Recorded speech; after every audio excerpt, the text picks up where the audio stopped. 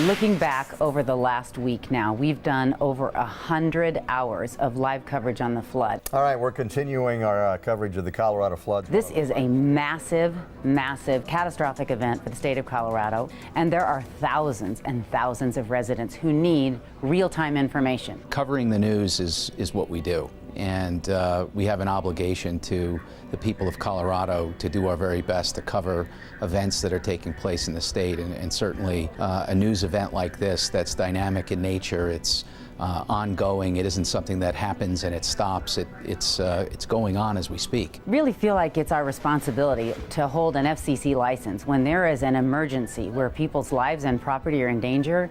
We have to use every platform that we have. That includes television, online, social media, mobile platforms. We have to do that. It's a part of the safety requirement of our license with the federal government. Our DMA is one of the, I think it's the third largest DMA in the country. It's 103,000 square miles. For the people directly affected by the floods, there isn't enough coverage, and we understand that. So we'll have a way to provide information for them on multiple platforms.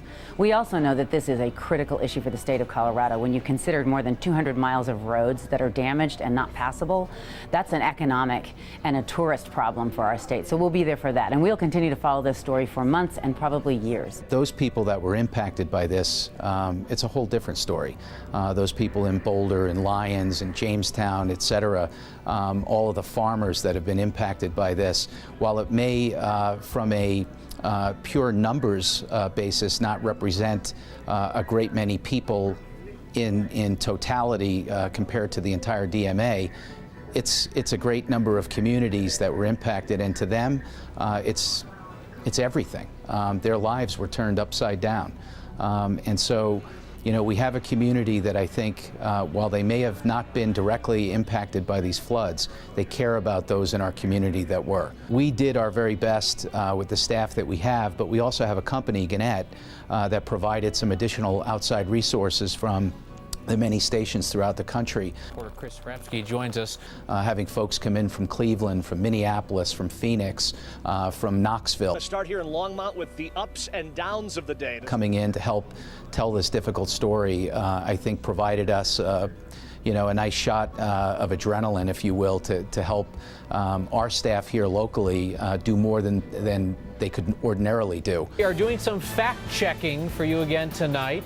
A FEMA-related scam to look out for. For the people directly affected by the flooding, there isn't enough coverage.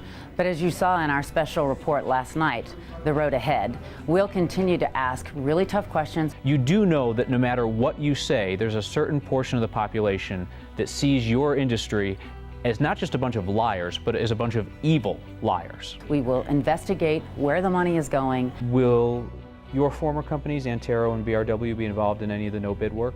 We will look at how quickly and swiftly the state is working on repair and restoration of this part of our beautiful state.